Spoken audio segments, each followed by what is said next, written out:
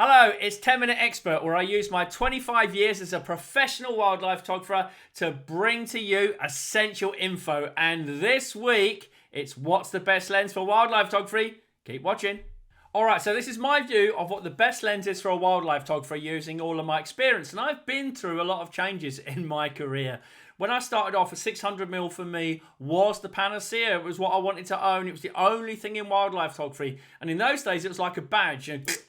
You had to have a Wimberley tripod head and a Gitzo tripod and a 600mm lens and a camouflage jacket, and you could wear the badge wildlife photographer. And well, times have changed, So here you can see me with my 600mm in my Nikon days, in my ghillie suit, and then with my Canon doing some aviation. And of course, the 600mm gives you, like an f4, gives you a really beautiful effect. You can see with the lion there, the depth of field, the bokeh, the amazing quality that it will give.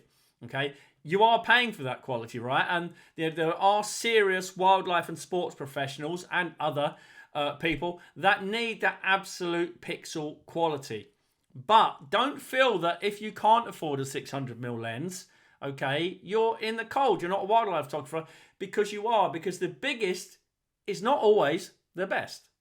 It's important to understand the disadvantages when you've got one of these big lenses. Now, I will say that the 600s have changed over the years, and they are now smaller and lighter, but it's still expensive, and it will use up your kit budget very quickly. They're like 10 grand or more. So you buy one of those, you could buy two bodies and a lens for some camera systems that you could use to enjoy more of your camera photography. They eat up your rucksack space, okay? So, you've got to get a bigger rucksack. And if you travel a lot, it can be a nightmare traveling with one of these bigger lenses. And I know, trust me. You generally always need a tripod or some kind of support, although, as I say, they are getting lighter and a bit more hand-holdable, although they're still a big lump to hold. They also, for me, the biggest thing about them is that they decide the composition for you. That's not what you want, okay? A big lens like that has no flexibility. Amazing quality, amazing low light performance, but it has no flexibility when it comes to the composition. And most of us in the world, even me, as a long-term selling professional wildlife photographer, I don't need the absolute pixel peeping of it, okay? I'd rather have a flexible lens.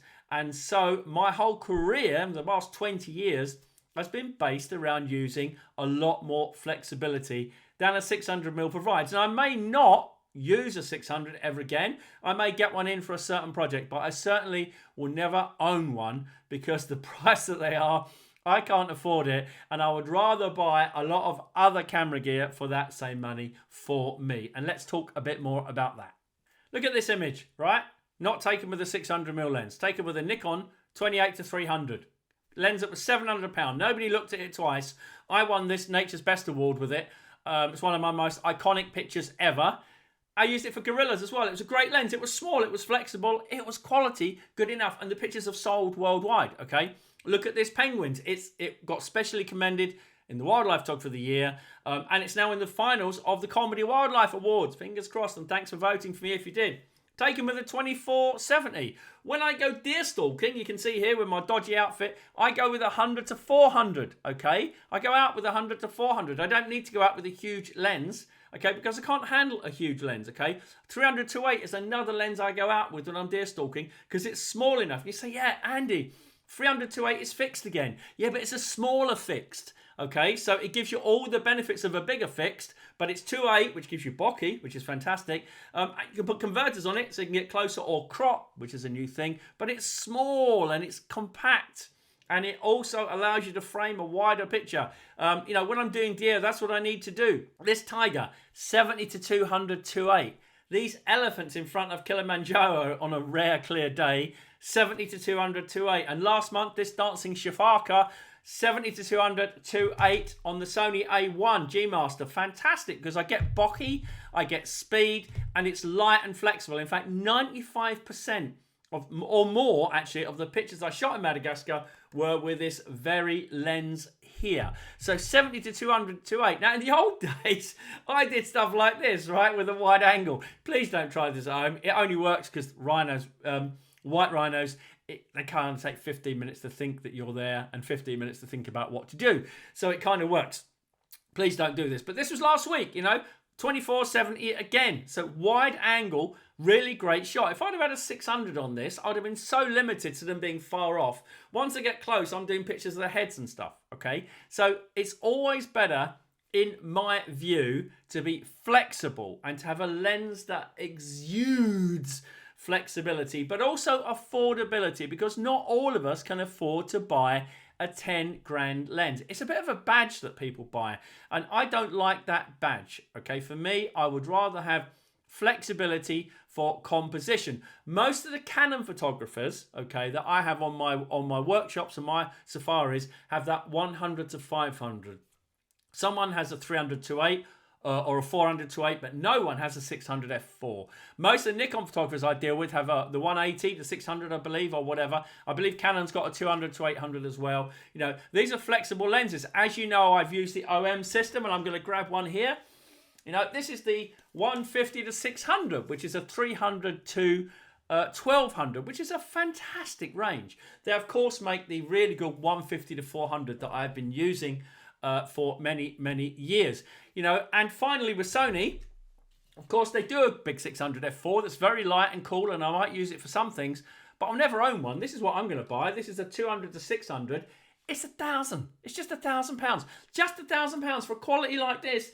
It's incredible. And as a publishing professional, that is all the quality that I need. I don't need the big 600 and the pixel peeping and stuff like that, because my clients, they're perfectly happy with that kind of lens. And the thing is, it's flexible. When I travel, when I go abroad, or when I go out, I don't want to take a big rucksack full of lenses on my back, because you're always thinking, oh, I've got to change, and I've got to shoot for this, and I've got to shoot that. It spoils your photography, okay? You want to be flexible. So forget about this badge wearing thing. I've got to have a 600 to be a pro. Well, I'm a pro, and I don't have a 600, okay? So I've just got a dodgy shirt like that. Look, the leopards on it. Look, you don't need it, okay? 100 to 400, good lens. 300 to 8, good lens, okay? All of these lenses are great for wildlife photography. And you kind of think, you know, at the end of the day, the best lens for wildlife photography is the one that you can afford. And most of you out there will be getting 100 to 400, a 300 to 8 maybe, you know, or these 100 to 500 style lenses. 70 to 2.8 with a 1.4 converter does a lot of things. And you think, oh, Andy, you're not close enough for these lenses. I'll just move that out of the way there. You're not close enough with these lenses. Well, here's a new thing you can try. Cropping. It's amazing. It's a new thing. It's just come out. You can actually crop and get closer when you process it. And that's the thing. You know, we don't always have to try and get closer. We can crop it, because most of you, 99% of you watching this, are taking your pictures for fun and to publish them on social media. Okay, so you don't need, it's great. I mean, this camera has 8,000 pixels. I can crop it right in and still get a usable picture. So I can take a 300 2.8 out and crop it in and get the same image that I would with the 600 f4, but I'm shooting at 2.8 and I'm still got an A3 image which I can sell. So you need to think about croppability, and yes, it is a word, okay? Because of the new sensors that we've got and the new quality and the new size, we don't need these super huge lenses. Of course, if you can afford it and you want it and you need it for your job or whatever, great. For the most of us out there, though, we want affordability and flexibility, okay? That's the Rouse view. It's always going to be a bit contentious. I'm sure there's lots of big lens owners. They can say, oh, I need this. Yeah, great. If you do, that's brilliant. But for the majority, okay, you can buy one of these smaller lenses, and you will still wear the badge of a wildlife photographer, because it's what you do with it that counts, not so much how long it is. And on that note, I'll leave you. Hope you enjoyed 10 Minute Expert. See you again next time.